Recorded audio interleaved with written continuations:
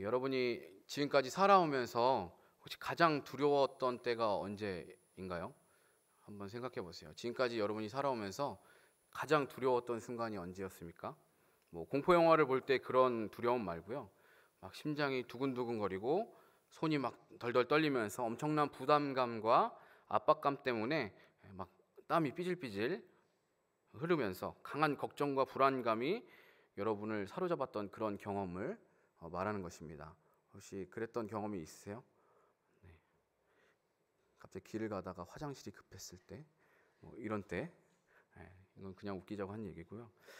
저에게는 언제 그런 순간이 있었나 저도 이 질문을 하면서 생각해 봤는데 두 가지가 생각났어요. 하나는 군대에서 이제 있었던 일인데 자대 배치를 받았을 때였어요. 신병훈련소에서 기초 군사훈련을 마치고 이제 전경으로 이제 제가 분류가 돼서 전경으로 분류가 되면 2주 동안 따로 이제 경찰학교에서 2주 동안 교육을 받아요. 그래서 그 교육을 받고 이제 자대 배치를 받았습니다. 그때까지는 이제 동기들이랑 지내니까 재밌어요. 되게 재밌고 신나는데 자대 배치를 받으면 이제 고참들이 있으니까 이제 힘든 시간이 시작되겠죠. 그래서 마음의 각오를 했는데 그래서 어떤 친구는 뭐 경찰서로 가고 어떤 친구는 뭐 특별한 어떤 보직으로 가고 저는 근데 이제 전경대로 이제 배치가 됐어요. 군인으로 말하면 그냥 일반 소대로 배치를 받은 거예요. 그래서 이제 해당 지역으로 가는 차를 타고 지정된 장소에서 도착해서 이제 대기하면 소속한 그 부대에서 이제 데리러 와요. 저는 전경대라서 여러분이 흔히 말하는 닭장차라는 그 차 있죠? 그 차가 이제 태우러 왔어요. 그래서 저랑 동기가 이제 그 부대에 배치받은 동기가 저를 비롯해서 이제 3명이었는데 그 3명이 이제 그 닭장차를 타는데 버스에 타자마자 빨간 모자를 쓴 조교가 쌍욕을 하기 시작했습니다. 빨리 타 이러면서 쌍욕과 함께 어안이 벙벙해서 어리버리하게 행동하니까 바로 한 대 쥐어 터졌습니다. 그러면서 막 굴러갔어요. 뒷자리로 굴러갔죠. 부대로 가는 그 1시간여 동안 양무릎을 붙이고 고개는 들어서 천장을 바라보고 주먹은 두 무릎 위에다 이렇게 대고 일명 이거 뻗치기 자세라고 그러는데 1시간 동안 그러고 갔어요. 그러니까 차가 좌회전을 하면 왼쪽으로 쏠리고 우회전하면 오른쪽으로 쏠리고 넘어지고 막 그랬어요. 넘어지면 또 맞고 막 그렇게 1시간 동안 갔습니다. 그렇게 이제 1시간여 동안 욕을 들으면서 한 대씩 맞으면서 그렇게 갔어요. 그렇게 버스 천장을 바라보면서 저는 무슨 생각을 했을까요? 큰일 났구나. 앞으로 2년을 어떻게 버티지? 이 생각이 저를 사로잡기 시작했습니다. 그러면서 물론 힘들어서 땀이 나기도 했지만 앞으로 2년이 너무 끔찍한 거예요. 그래서 막 땀이 삐질삐질 나면서 두려움과 불안에 휩싸였던 적이 있습니다. 그렇게 이제 공포를 느꼈었고요. 또 한 가지 다른 경험은 하늘교회에 와서예요. 의외죠? 하늘교회에 와서 그런 엄청난 막 두려움과 부담감을 막 느꼈던 적이 있는데요. 그 앞에 군 생활 때처럼 두려움의 그런 의미보다 이건 뭐 어떤 부담감이랑 압박감을 이야기하는 건데요. 처음으로 이제 혼자 장례 예배를 인도해야 됐을 때였어요. 처음으로 장례 예배. 여러분은 모를 거예요. 장례 예배를 인도하는 그 마음이 어떤 마음인지 모를 거예요. 저는 한우리 교회 오기 전까지 큰 교회에서 이제 교육부서 전도사로만 사역했기 때문에 굳이 제가 장례 예배를 인도할 일이 없었어요. 그럴 일이 없었고 앞으로 이제 목사가 되면 그 일을 하게 될 날이 오겠다고 막연히 제가 생각은 하고 있었지만 그날이 그렇게 도적같이 이룰 줄은 몰랐던 거죠. 몇 년 전에 이제 장례 일정이 잡혀서 모든 일정 가운데서 이제 담임 목사님께서 예배를 집례하셨고 또 마무리되는 시점이 되었어요. 그러니까 뭐 이제 다 끝났으니까 이제 가려고 하는데 목사님께서 화장터에 가서 저보고 위로 예배를 저보고 인도를 하라는 거예요. 갑자기 다 끝나가는 시점에 신 목사가 예배 인도 좀 해. 그래서 목사님은 다른 일정이 있어서 가셔야 된대요. 어떡하지? 막 속으로 그때부터 불안과 공포가 시작되었습니다. 목사님께서 일정이 있어서 같이 못 하시니까 저는 사실 뭐 이렇게 경험이 부족하다고 그래서 뭐 어떤 일을 할 때 막 두려워하거나 그러는 편은 아니에요. 뭐 하면서 배우면 되고 모르면 실수하면 뭐 물어보면서 가르쳐 달라고 하면서 배우면 되니까. 근데 장례는 얘기가 달라요. 장례 실수를 하면 안 되잖아요. 그죠? 장례 예배 가서 기도하는데 하나님 감사합니다 그럴 수 없잖아요. 뭐가 감사해? 기쁜 일이 아닌데. 그죠? 그런 실수, 작은 실수부터 해서 실수를 하면 굉장히 큰 결례죠. 그리고 목사님 같이 안 가신다잖아요. 물어볼 사람이 없는 거예요. 담임 목사님이 저랑 함께 있지도 않기 때문에 마음은 더 불안한 거죠. 더군다나 이 목사님이 여유 있게 미리 알려주시지 않고, 평소에 좀 그러시는 편이세요. 여유 있게 미리 이렇게 일찍 얘기해 주시는 게 아니라 거의 임박해서 알려주세요. 뭐 그럴 수밖에 없는 일이 있기도 하지만 보통은 그러세요. 그래서 출발 직전에 저보고 가라고 말씀하시니까 발등에 불이 떨어진 느낌이었어요. 그래서 나름 예배 때 그래도 이렇게 막 생각하면서 예배 때 내가 무슨 말씀을 나눠야 될까, 찬송가는 뭘 부를까 막 정했죠. 그래도 초보이다 보니까, 처음으로 이제 장례 예배를 인도해야 되다 보니까 막 떨리는 거는 변함이 없었죠. 장례 자체도 저는 뭐 이렇게 자주 경험하지 않았지만, 이렇게 화장터에 가보신 분들 계시죠? 화장터에 가서 예배를 드리는 경험은 더 적었어요. 그렇죠? 장례식에 참석하는 거는 뭐 경험할 수 있지만 화장터까지 가는 건 막 그렇게까지 많이 경험해 보진 않았어요. 그런데 거기서 내가 예배 인도까지 하는 건 처음 겪는 일이었죠. 그래서 그날 화장터가 벽제였는데, 벽제를 가보신 분은 아시겠지만 벽제 화장터는 화장할 때 관이 화로로 들어가는 그 모습을 가까이에서 볼 수 있게 유가족들이 거기 바로 거의 앞쪽에 배치되어 있는 그 자리들이 이렇게 일렬로 쭉 있어요. 그래서 한 10개 석이 되나요? 그래서 그 한 자리마다 그 유가족들이 있고 같이 위로 예배 참석하는 이제 사람들이 같이 와서 거기서 같이 슬퍼하고 하는 자리인데요. 이제 예배를 드릴 때에도 그 좁은 공간에 가가지고 예배 인도자 거기서 서서 관이 이제 화로로 들어가면 거기서 예배를 드리고 해요. 더운 날이 아니었는데 땀이 비 오듯이 흘렀어요. 아무도 저에게 뭐라고 하지 않았지만 땀이 막 비 오듯이 흐르면서 왜 그러지? 이게 몸이 정상이 아닌가? 막 그럴 정도로 땀이 엄청 비 오듯이 흐르고, 제가 전한 말씀도 무슨 내용이었는지 하나도 기억이 안 나요. 그때 무슨 얘기했는지 전혀 기억이 안 납니다. 그때 아마 김주현 사모님마저 계시지 않았으면 큰 실수를 하지 않았을까라는 생각이 듭니다. 사모님이 옆에 있는 것만으로도 얼마나 제게 큰 힘이 되든지, 담임 목사님은 안 계셨지만 사모님이 같이 가셨거든요. 그래서 굉장히 큰 힘이 됐었던 적이 있습니다. 네, 뭐 이런 저의 경험은 비할 바가 못 될 정도로 오늘 우리가 함께 읽은 이 본문 말씀의 당사자인 여호수아는 얼마나 두렵고 떨렸을까요? 여러분, 이 여호수아서를 읽으면서 여호수아가 어떤 기분일까, 어떤 심정일까 혹시 생각해 본 적 있으세요? 여호수아가 민족의 지도자로 세워지면서 이제 가나안 땅을 정복해야 되는 상황이 됐습니다. 물론 여호수아는 저처럼 막 갑자기 하루아침에 이스라엘 민족의 지도자가 된 것은 아니에요. 맨 처음에 여호수아는 어떻게 등장하냐면 군대 지휘관으로 등장해요.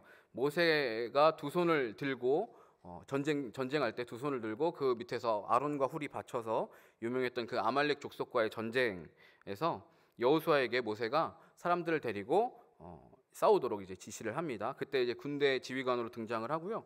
그 이후에는 모세의 수종자로 주로 등장해요. 모세 옆에서 수종을 들고 시종을 드는 그런 역할을 하죠. 비서 같은 그런 역할인 것 같아요. 모세가 하나님을 만나러 시내 산에 올라갈 때에도 어느 지점까지는 여호수아가 따라 올라가고 그 다음부터는 모세 혼자 하나님과 대면하고 오고, 그러면 이제 멀리서 여호수아는 기다리고 있고 모세가 내려오면 같이 내려오고 막 그랬었어요. 그리고 여호와께서 모세와 회막에서 대면하실 때 마치 보디가드처럼 그 회막 앞에서 회막을 지키고 있었던 사람이 여호수아였어요. 그리고 여러분이 잘 아는 것처럼 12 정탐꾼을 가나안 땅에 정탐을 보냈을 때 갈렙과 함께 여호와 하나님을 의지하여서 가나안 땅에 들어가자고 강력하게 주장했던 사람이기도 합니다. 신명기 31장 1절에서 8절을 보면 여호수아는 모세의 후계자로 선정이 돼요. 그 장면에서. 그리고 이제까지 지도자의 직분을 수행하기 위한 훈련을 받아오는 것을 볼 수가 있어요.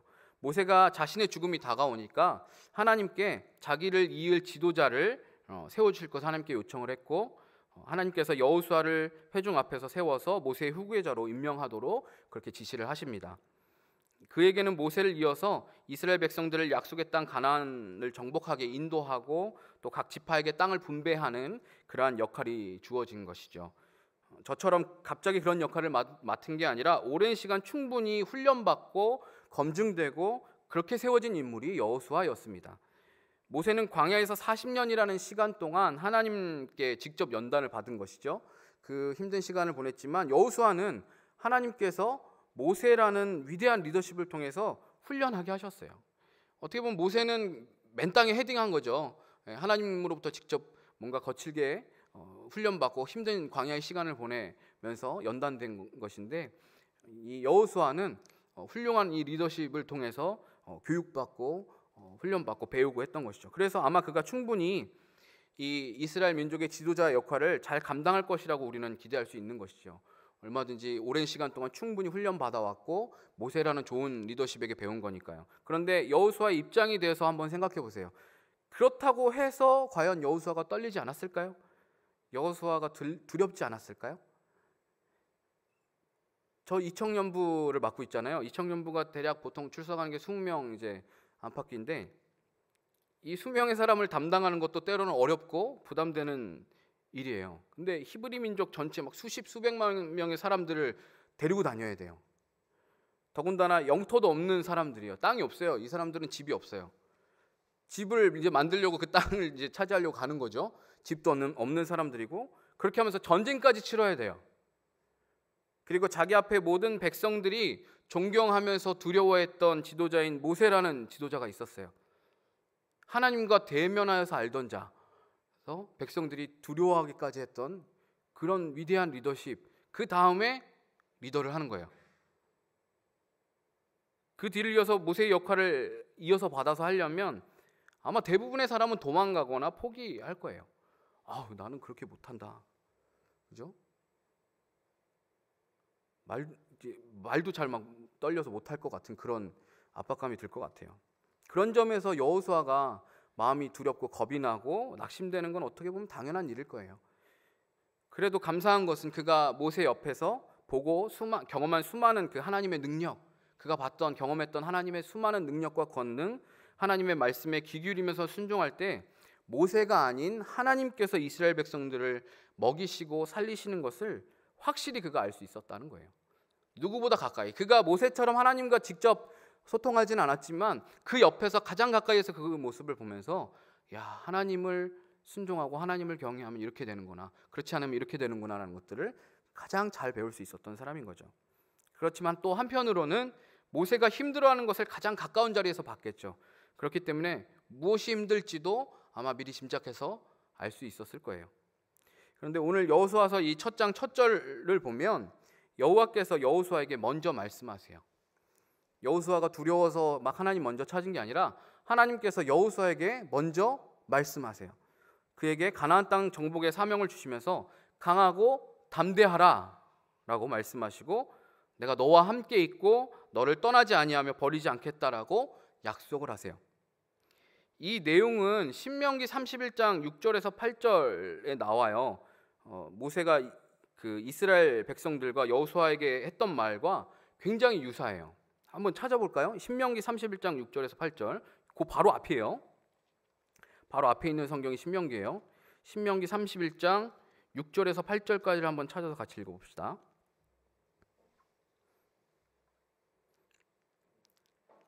신명기 31장 6절에서 8절 같이 읽습니다. 시작.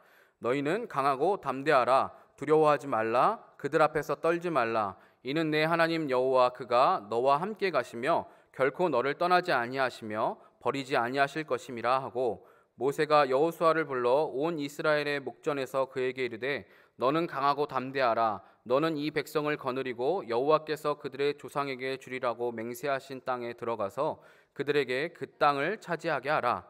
그리하면 여호와가 그가 내 앞에서 가시며 너와 함께 하사 너를 떠나지 아니하시며 버리지 아니하시리니 너는 두려워하지 말라. 놀라지 말라. 아멘. 지금 모세가 하는 이야기예요. 모세가 앞에 그 6절은 백성들에게 하는 말이고 7절 8절은 여호수아를 세워서 백성들 앞에서 보여주면서 여호수아에게 말하는 거예요. 그 내용이 동일해요. 근데 오늘 우리가 읽었던 여호수아 1장 말씀, 하나님이 여호수아에게 하신 말씀이랑 굉장히 유사해요. 이것을 보면 우리는 지금 모세가 선포했던, 모세가 백성들에게 이야기하고 여호수아에게 선포하듯이 말했던 그 말 그대로 하나님께서 지금 약속해주고 계시는 것을 보게 돼요. 하나님이 모세가 선포했던 그대로 응답하신 거예요. 지금 모세가 아닌 하나님께서 이제 여호수아에게 강하고 담대하라고 직접 말씀하세요. 이 앞에는 모세가 그렇게 격려해 줬다면 이제는 하나님이 격려해 주시는 거예요. 하나님이 약속해 주시는 거예요. 그 전에 모세가 야, 하나님이 이렇게 해주실 거야. 하나님 너를 떠나지 않으실 거야. 하나님이 너를 도우시고 강하게 해주실 거야. 그랬다면 이제는 그 당사자인 하나님이 직접 여호수아에게 내가 너를 도와줄게. 내가 널 떠나지 않을게 라고 약속하시는 거예요. 우리가 읽은 본문에서 총 3번을 하나님은 강하고 담대하라라고 표현하세요. 보통 성경에서 일반적인 어떤 룰이라고 할 수 있나요? 근데 보통 성경에서 2번 정도를 반복해서 말하면 그건 강조하는 거예요. 굉장히 강조하는 편인 거예요. 혹은 굉장히 급박하게 뭔가 말하는 것일 수 있고요. 그런데 한 문맥에서 3번이나 반복해서 이야기한다는 것은 굉장히 강조한다는 이야기예요. 하나님께서 강하고 담대하라는 이 말씀을 3번 반복해서 이야기한다는 것은 굉장히 강조해서 지금 말씀하고 계시는 거예요. 하나님께서는 그만큼 강한 확신이 들도록 여호수아에게 약속하시고 말씀을 들려주고 계십니다. 오늘 이 말씀을 우리 청년부 지체들에게 주시는 말씀으로도 믿고 받게 되시길 바랍니다. 여호수아처럼 우리에게도 하나님께서 주신 사명이 있어요. 예수님께서 다시 오시는 그날까지 복음으로 이 땅을 정복해 가는 일입니다. 나 혼자 잘 먹고 잘 사는 것이 인생의 목적이 아니라 우리는 여호와의 영광을 위해서 이 땅을 살아가고 복음을 온 세상 가운데 전파해야 해요. 그런데 사실 그게 말이 쉽지, 그죠? 그게 말이 쉽지 얼마나 두렵고 어려운 일입니까? 여러분이 학교에서, 직장에서, 관계 속에서 하나님의 영광을 드러내고 복음을 증거하는 일이 얼마나 어렵고 떨리는 일입니까? 여러분이 청년부 안으로 오면서 청년부에 소속되게 되면서 가장 먼저 대입이라는 두려움, 대학교 합격, 이 두려움이 여러분을 가로막고 있죠. 학교를 합격하느냐 못하느냐 막 이런 두려움. 그 이후에는 구체적으로 앞으로 내 진로를 어떻게 해야 될까, 그것을 찾아가는 두려움. 취업을 준비하면서 어떻게 하면 내가 취업할 수 있을까, 내가 과연 직장에 들어갈 수 있을까, 이런 두려움. 취업을 하면 끝나나요? 아니, 취업을 해서도 두려움이 있죠. 어떻게 이 회사에서 잘 버티고 살아남을 수 있을까? 저 직장 상사와의 껄끄럽고 불편한 관계를 내가 어떻게 극복해 갈 수 있을까? 내가 저 사람에게 찍히면 어떡하지? 이런 두려움들. 앞으로 또 결혼하고 가정을 이루어야 되는데 내가 어떻게 할 수 있을까? 그런 두려움들이, 그 수많은 난관과 어려움이 우리 앞에 있습니다. 그것을 이제 감당하기도 벅찬데 그것을 하나님께 영광이 되도록 감당하고 그 안에서 복음이 드러나게, 복음이 증거되게 한다. 그것만도 벅찬데 그걸 하나님께 영광이 되기도 하고 그 안에서 복음도 전하고, 불가능한 일이죠. 거의 불가능한 일로 여겨지죠. 그런데 여호수아에게 하나님께서 주시는 말씀들을 살펴보면 우리에게 주어진 사명을 어떻게 하면 감당할 수 있을지, 불가능한 일이 아니에요. 어떻게 하면 그렇게 감당할 수 있을지에 대한 힌트를 얻을 수 있을 것 같아요. 그것을 오늘 좀 살펴보기 원하는데요. 먼저 첫 번째는 하나님의 말씀, 하나님의 약속을 신뢰하는 거예요. 하나님의 말씀, 약속을 신뢰하는 것. 하나님은 여호수아에게 계속해서 지금 보면 약속을 해주세요. 계속 반복되는 말 표현이 나오는데 모세라는 그 말이 계속 나와요.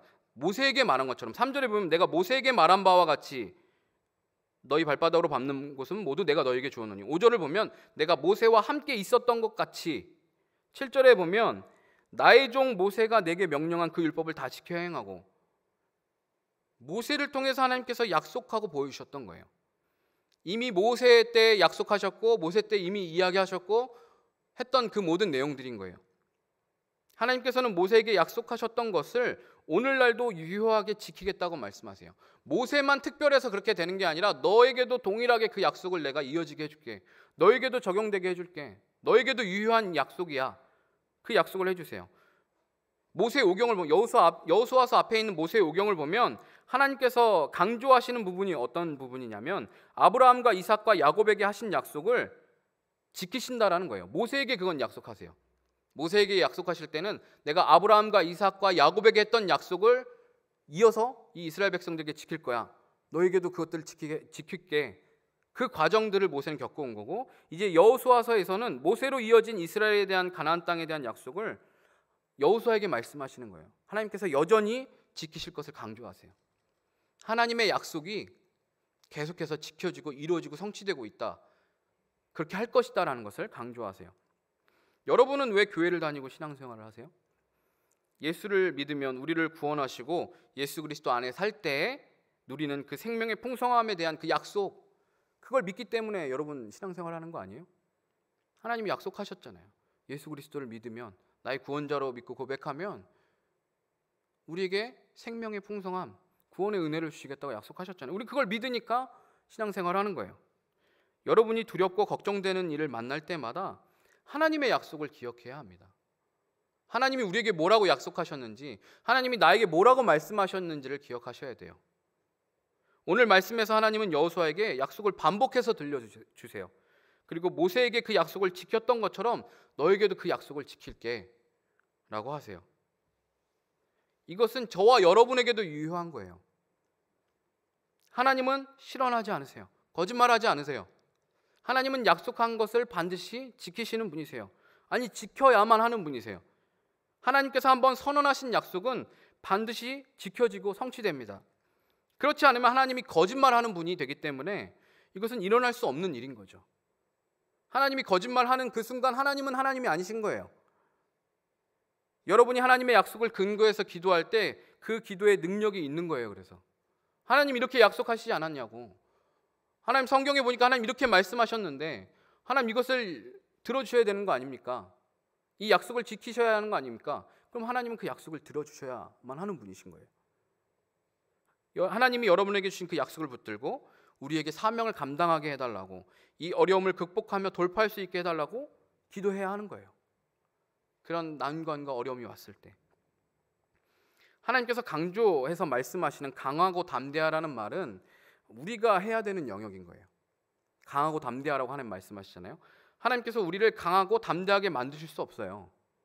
물론 감정적으로 그렇게 하실 수 있죠. 하나님 우리의 마음을 강하고 담대하게 감정적으로 그렇게 하실 수 있는데, 지금 하나님께서 말씀하시는 강하고 담대하라는 말이 그냥 감정적인 차원의 것이 아닌 거예요.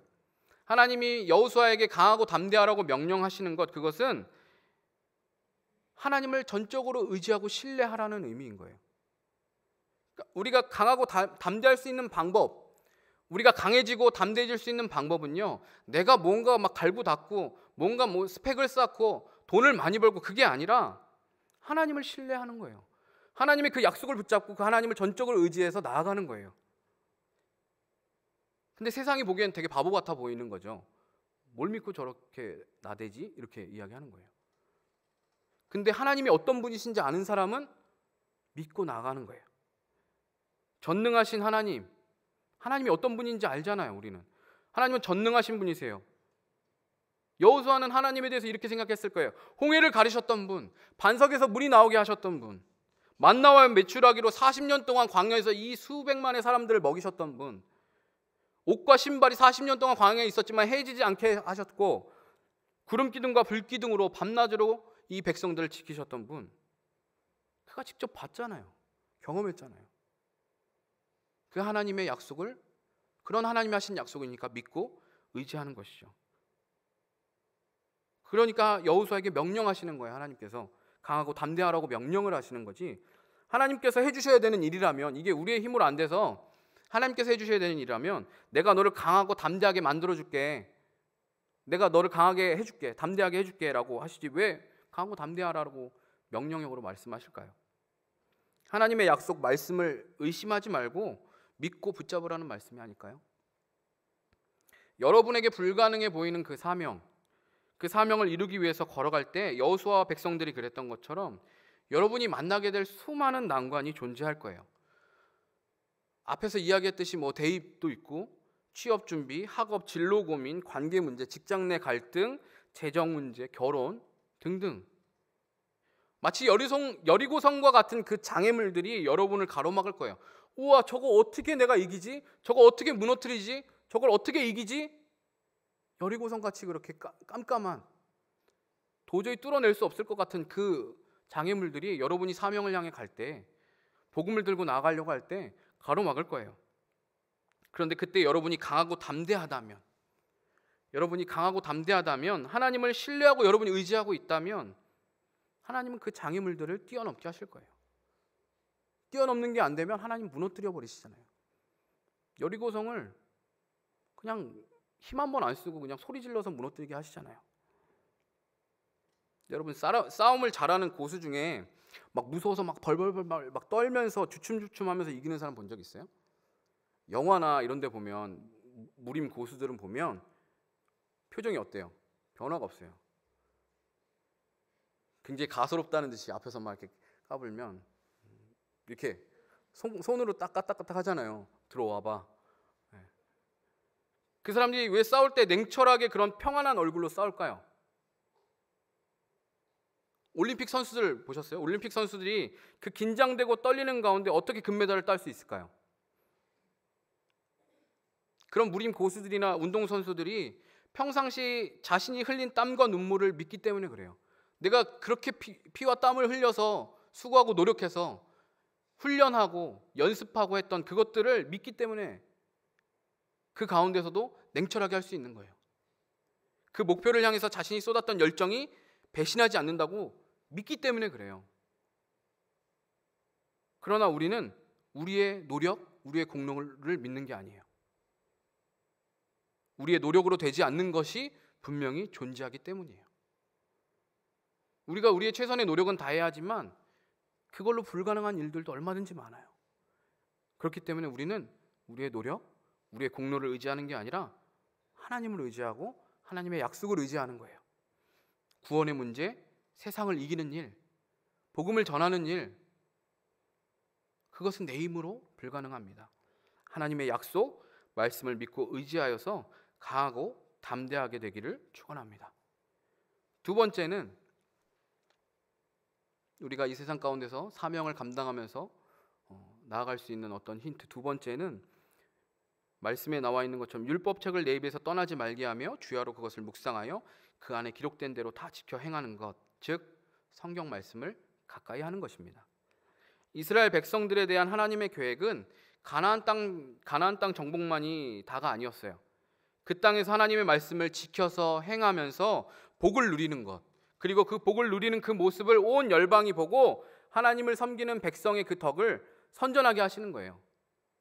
여호와 하나님을 섬기면, 여호와 하나님만 섬기면 이러한 놀라운 영광을 누린다, 이러한 복을 누린다라는 것들을 보여주게 하시기 위해서였어요.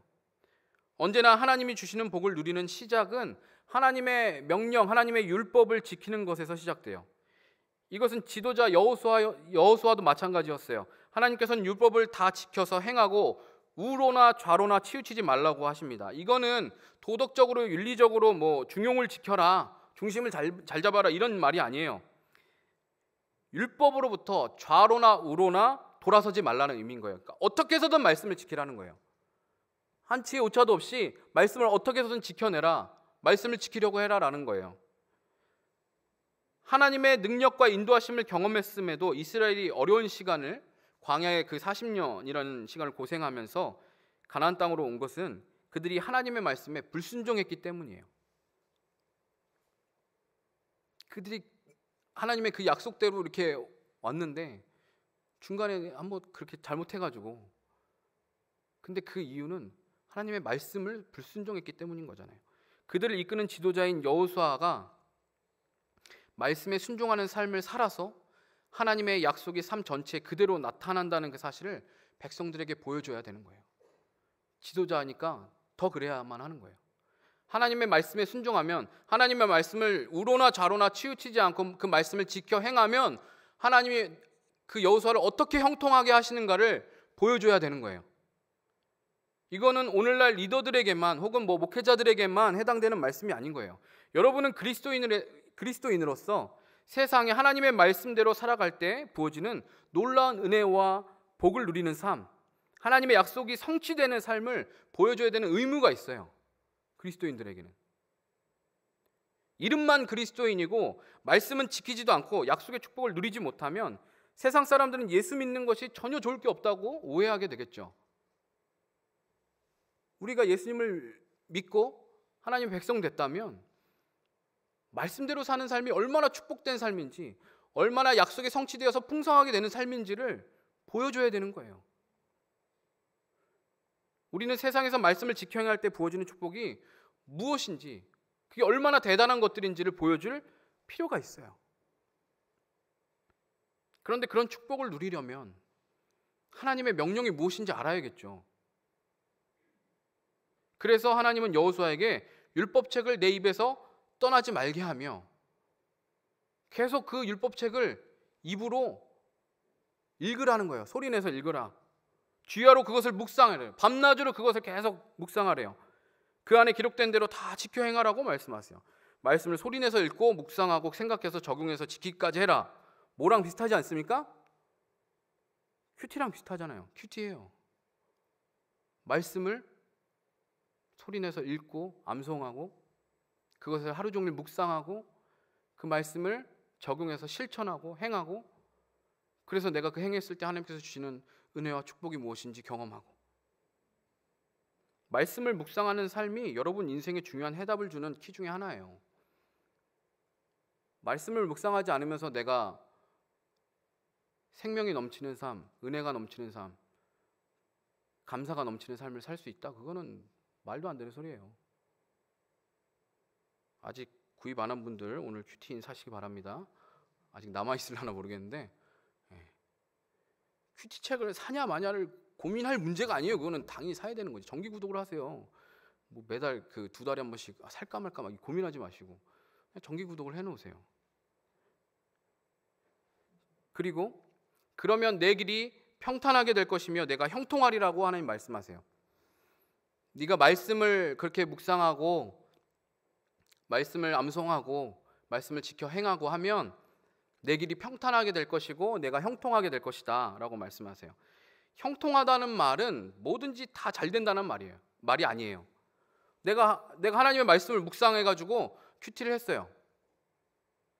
그럼 여러분에게 좋은 일이 생깁니까? 행운이 막 찾아와요. 친구가 막 선물을 줘. 갑자기 안 친했던 애가 선물을 막 주고 큐티를 열심히 했더니 그날 엄마가 야 용돈이다 그러면서 막 5만 원 주고 그런 일이 일어나요? 아니 그런 얘기가 아니에요. 형통하다는 말은 뭐든지 잘 된다는 말이 아닌 거예요. 평상시에 큐티 안 했을 때는 내가 직장 가가지고 그렇게 상사한테 깨졌는데 큐티한 날은 내가 한마디도 꾸중도 듣지 않았다. 그런 얘기를 하는 게 아니에요. 그럼 큐티 해도 그럴 수 있고 큐티 안 해도 그럴 수 있어요. 창세기에 보면 요셉이 형들에게 팔려가서 그 애굽의 보디발의 집에 노예로 가죠. 그리고 나중에는 누명을 써서 감옥에까지 갇히죠. 근데 그때 뭐라고 성경에서 이야기하냐면 여호와께서 요셉과 함께 하심으로 그가 형통한 자가 되어라고 말씀해요. 아니 노예가 됐는데 뭐가 형통하다는 거야? 그죠? 누명을 써서 감옥에 갇혔는데 뭐가 형통하다는 얘기예요? 일이 잘 풀려서 뭐든지 잘 되고 성공하는 게 형통이 아니에요. 여호와께서 함께 하시는 것이 형통이에요. 우리가 말씀을 묵상하는 이유는 여호와 하나님과 함께하기 위해서 하는 거예요. 하나님의 말씀을 묵상하며 반드시 지켜 행하는 사람은 하나님이 반드시 함께하세요. 하나님의 말씀을 붙잡고 그 하나님의 말씀을 놓지 않고 어떻게 해서든 그 말씀을 지켜내고자 몸부림치는 사람을 하나님은 절대로 그냥 두지 않으세요. 같이 하시고 도와주시고. 그러니 제발 성경 말씀을 꼭 가까이 하셔서 이 말이 제가 하는 이 말이 진짜인지 가짜인지 한번 확인해 보시기 바랍니다. 말씀을 가까이 하는 삶, 그것이 주는 참 기쁨과 풍성한 은혜를 누리시기를 바랍니다. 세 번째는 하나님 곁에 머무르는 거예요. 하나님은 앞부분 5절에서도 내가 모세와 함께 있었던 것 같이 너와 함께 있을 것임이라 내가 너를 떠나지 아니하며 버리지 아니하리니 라고 약속하세요. 뒤에 9절에도 내가 어디로 가든지 내 하나님 여호와가 너와 함께 하느니라 라고 약속하세요. 그런데 중요한 거는 하나님이 우리를 떠나시지 않겠다라고 약속하세요. 여호수아에게 약속하신 것처럼 내가 널 떠나지 않을게 라고 약속하시는데 근데 문제는 우리가 하나님을 떠난다는 거예요. 하나님은 안 떠나세요. 근데 우리가 떠나니까 문제인 거예요.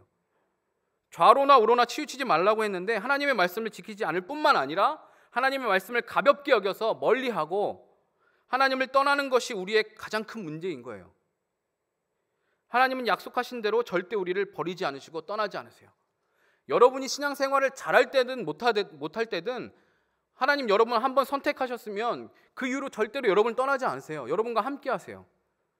그러나 역설적이게도 하나님은 우리를 떠나시지 않지만 우리는 하나님을 떠날 수 있다는 거예요.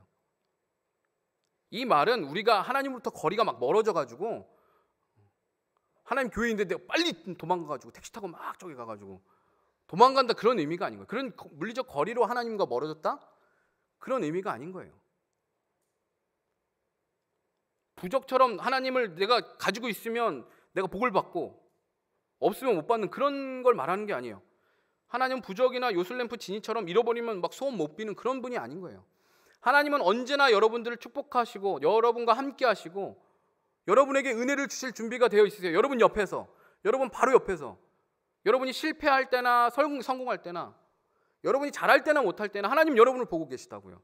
근데 문제는 우리가 그 하나님을 떠나는 거예요.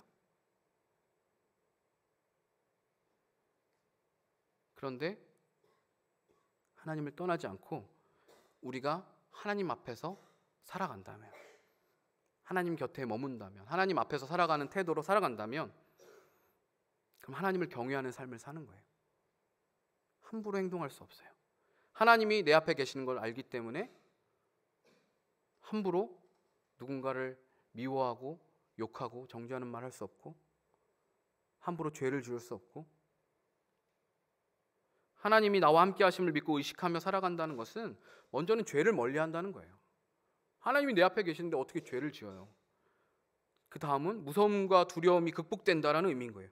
하나님이 나를 버리지도 떠나지도 않으시고 나와 함께 하신다는 것을 알고 나도 하나님 곁에 머무르는 사람은 하나님 앞에 선 삶, 코람데오라고 말하는데 하나님을 경외하는 삶을 살게 되므로 죄와 멀어지는 거예요. 자연스럽게.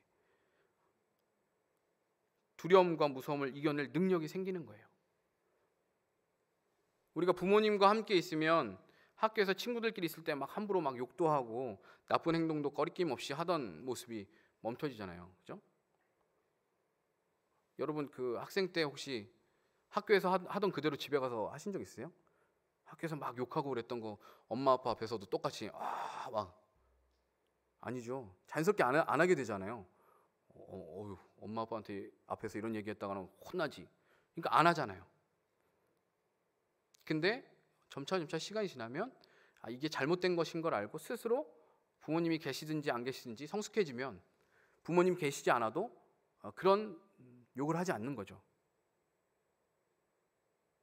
또 부모님이 함께 계시면 나보다 덩치가 큰 아이랑 싸워도 무서워하지 않잖아요. 저 뒤에서 우리 아빠가 오고 있는 게 보여. 나보다 등치 큰 애랑 지금 싸움이 붙었는데 뒤에서 아빠가 오고 있는 게 보여. 그럼 이제 자신감이 붙죠. 너 이제 죽었어. 우리 아빠 왔어. 이렇게 되는 거죠. 그것처럼 하나님이 나와 함께 하시는 것을 내가 알고 그 하나님 곁에 머물면 두려움을 극복하게 되는 거예요. 하나님을 가까이 하는 것이 복이라고 성경은 말해요. 하나님을 가까이 하는 것 자체가 복인 거예요. 형통하게 해주시고 뭐 복을 주시는 그 차원이 아니라 하나님과 가까이 있는 것 자체가 우리에겐 복인 거예요. 하나님 곁에 머무를 때 그래서 우리는 사명을 감당할 수 있고 반드시 완수할 수 있게 될 것입니다.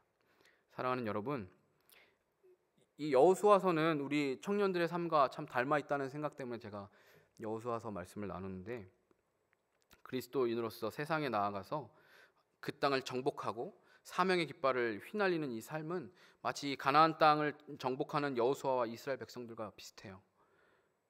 우리도 이 세상을 복음으로 사명을 가지고 정복해 가야죠. 하나님의 영광의 깃발을 우리는 흔들어야 돼요. 때로는 실패하고 또 한편으로 또 큰 승리도 맛보지만 여호수아서 내내 이스라엘 백성들은 어떻게 하냐면 하나님의 말씀에 따라 움직이고 자신들의 사명을 이루어가요. 물론 중간중간에 실수하고 실패하기도 해요. 하지만 계속 시종일관 이스라엘 백성들이 하나님의 말씀에 따라 움직이니까 이 불가능해 보였던 가나안 땅 정복이라는 그 과업이 이루어지잖아요. 그리고 그 가운데 하나님께서 오늘 말씀에 여호수아에게 약속하신 것처럼 모든 약속들을 신실하게 지켜가세요. 아브라함 때부터 해오셨던 그 약속을 하나님이 다 신실하게 지켜가고 이뤄가고 계세요. 여러분의 삶에 두려움과 걱정을 주는 것이 무엇입니까? 여러분이 마치 여리고성처럼 느끼는 장애물은 무엇입니까? 아이성처럼 우습게 여기다가 큰 코 다쳐서 트라우마가 생긴 것은 또 무엇입니까? 여러분을 힘들게 하는 그 상처, 여러분의 앞을 가로막고 있는 것 같은 현실의 난관들, 여러분이 갖고 있는 현재의 두려움과 걱정들, 강하고 담대하십시오. 하나님께서 여러분과 함께 하십니다. 하나님의 약속을 믿고 하나님의 약속이 적혀 있는 그 말씀을 묵상하여서 지키고 그 약속의 능력을 경험하십시오. 그리고 하나님이 끝까지 우리와 함께 하심을 믿어서 담대하게 싸우고 나아가고 승리하게 되시기를 바랍니다. 삶에서 참된 그 승리의 기쁨을 맛보는 여호수아와 같은 삶을 사는 저 여러분 되기를 간절히 축원합니다. 네, 함께 기도하기 전에 찬양을 합시다. 네, 나의 믿음, 아까 우리 마지막에 했던 찬양인데요. 개인적으로 우리 박지은 자매가 찬양 인도하는 것을 굉장히 좋아합니다. 네, 굉장히 은혜가 돼요. 네. 오늘 말씀을 준비하면서 어떤 찬양을 할지 물어와서 제가 아직 찬양은 고르지 못했고 말씀은 이런 내용을 할 거다라고 이야기했는데 찬양을 너무 잘 선택한 것 같아요. 그래서 우리 다시 한번 이 찬양을 아까 했을 때처럼 같이 고백하면서 하나님 우리와 함께 하시겠다라는 그 약속을 우리가 붙들고 나아갑니다. 하나님 십자가의 능력으로 이 세상 가운데서 우리를 승리하게 하시고 또 우리의 영광이 되시고 우리의 소망이 되실 주님 우리가 바라보며 나아가겠습니다. 그렇게 고백하면 좋겠습니다. 나의 믿음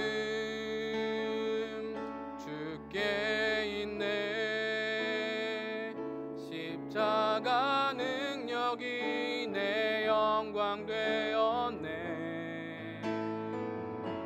주께서 우리를 승리케 하셨네. 나의 능력 나의 소망 주께 있네. 나의 믿음 주께 있네. 십자가 능력이 내 영광 되었네. 주께서 우리를 승리케 하셨네. 나의 능력 나의 소망 주께 있네. 마지막 한 번 더 나의 믿음 나의 믿음 주께 있네. 십자가 능력이 내 영광 되었네. 주께서 우리를 승리케 하셨네. 나의 능력 나의 소망 오직 예수. 오늘 말씀을 다시 한번 생각하면서 결단하며 기도합시다. 하나님, 우리가 하나님의 약속, 하나님의 말씀을 붙잡고 그 약속을 끝까지 신뢰하겠다고 나에게 하나님 그 약속을 붙잡고 흔들리지 않는 믿음을 허락하여 달라고 기도합시다. 하나님, 우리에게 하신 그 약속, 승리하게 하시겠다고 떠나지 않겠다고 하신 약속, 하나님 그 약속을 내가 붙잡습니다. 하나님, 나를 붙잡아 주실 분이라고 내가 믿고 신뢰합니다. 하나님, 나에게 믿음을 주시옵소서. 또한 하나님, 내가 하나님의 말씀을 더 깊이 사랑하고 묵상하겠습니다 라고 결단합시다. 하나님, 말씀을 지켜 행할 때의 축복, 하나님 그 놀라운 그 풍성한 은혜의 경험을 내가 날마다 하게 해달라고 그렇게 기도하시고요. 마지막 세 번째, 하나님이 나와 함께 하신다는 그 사실, 나를 버리지도 떠나지도 않으신다는 그 사실을 믿고 내가 하나님 곁에 머물겠습니다. 하나님, 내가 이렇게 결단합니다. 주님 약속 붙잡고 주의 말씀을 붙잡고 하나님 곁에 머물기로 결단합니다. 이 시간 같이 통성으로 기도합시다. 하나님, 우리가 주님을 붙잡습니다. 하나님, 하나님의 약속을 붙잡고 하나님이 우리와 함께 하시는 분, 하나님 우리를 인도하시는 분, 하나님 우리를 강하고 담대하게 만드시는 분, 아버지 그것을 신뢰하며 끝까지 주님을 붙잡고 나아가기 원합니다. 하나님, 주님만이 우리를 담대하게 하실 수 있습니다. 주님만이 우리를 강하게 하실 수 있습니다. 하나님, 주님을 더 알기 원합니다. 우리에게 하신 그 약속, 하나님 그 약속을 더 알기 원합니다. 하나님의 말씀을 더 깊이 사랑하고 묵상하기로 결단합니다. 하나님, 우리가 하나님의 말씀을 붙잡고 그 말씀을 지켜 행할 때 그 놀라운 축복의 은혜를 경험하게 하시옵소서. 말씀으로부터 부어지는 하나님 말씀을 붙잡고 하나님 그 말씀대로 행하며 살 때에 부어지는 놀라운 풍성한 생명의 은혜가 우리의 삶 가운데 충만하게 부어지게 하여 주옵소서. 하나님이 나와 함께 하신다는 사실, 하나님은 나를 절대로 버리지도 떠나지도 않으신다는 그 사실을 믿고 내가 하나님 곁에 머물기로 결단합니다. 하나님은 나를 버리지 않으시고 나를 떠나지 않으시지만 하나님, 나는 연약하여서 자꾸 하나님으로부터 멀어지려고 하고 하나님을 떠나려고 하는 악한 죄의 습성들이 있습니다. 하나님, 결단코 하나님으로부터 멀어지지 않도록 내가 하나님 안에 늘 거하도록 주님 곁에 머물도록 하나님 나를 붙잡아 주옵소서. 주님을 사랑하며 날마다 주님을 가까이하며 하나님 주님 곁에 머물며 살아가는 놀라운 생명의 은혜를 누리게 하시옵소서. 시냇가에 심은 나무가 아버지 시절조차 과실을 맺는 것처럼 주님 곁에 머물 때에 하나님 그 풍성하게 열매 맺는 그 나무처럼 우리의 삶이 풍성해지며 하나님의 은혜로 우리의 삶이 강해지고 담대해지는 것을 경험케 하시옵소서. 여호수아와 백성들이 가나안 땅을 그렇게 정복해 갔던 것처럼 하나님, 우리도 그 풍성한 은혜를 날마다 경험케 될 수 있도록 축복하여 주시옵소서. 하나님, 주님 도와주옵소서.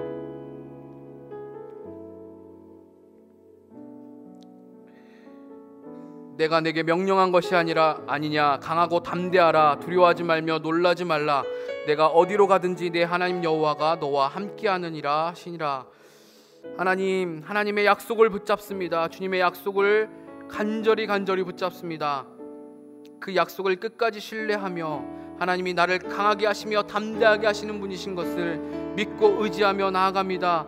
우리 앞에 아버지 세상의 수많은 장애물들, 여리고성 같은 장애물들이 우리를 가로막고 있지만 하나님, 우리가 하나님을 의지하며 우리 주신 그 약속을 붙잡으며 담대하게 그 길로 나아갈 수 있도록 주님 도와주시옵소서. 하나님, 더 알기 원합니다. 주님, 더 사랑하기 원합니다. 주의 말씀을 붙잡으며 묵상하며 나아가겠습니다. 말씀을 지켜 행할 때 우리에게 부어지는 그 축복, 하나님, 그 세상의 장애물들을 뛰어넘을 수 있는 능력이 우리에게 부어지는 것을 날마다 경험하게 도와주시옵소서. 하나님이 나를 버리지 않으시고 떠나지 않으시고 나와 함께 하신다는 그 사실을 믿고 내가 늘 주님 곁에 머물며 주님과 함께 그 길을 갈 수 있도록 주님 은혜를 베풀어 주시옵소서. 시냇가에 심은 나무가 시절을 쫓아 과실을 맺는 그 풍성한 삶을 누리는 것처럼 우리도 주님 곁에 머물며 그 풍성한 열매를 맺는 삶을 살아가도록 주님 도와주시옵소서. 한 주간도 우리의 삶 가운데 그렇게 함께 하실 주님을 기대하고 신뢰하며 우리 주님 예수님의 이름으로 기도드립니다. 아멘. 이제는 우리 주 예수 그리스도의 은혜와 하나님 아버지의 놀랍고 크신 사랑과 성령 하나님의 위로교통 충만하심이 하나님의 약속을 믿고 그 하나님의 말씀을 지켜 행하며 또 하나님 곁에 머물며 살아가기로 결단하는 사랑하는 모든 지체들 머리 위에 이제로부터 영원토록 함께 있을지어다. 아멘.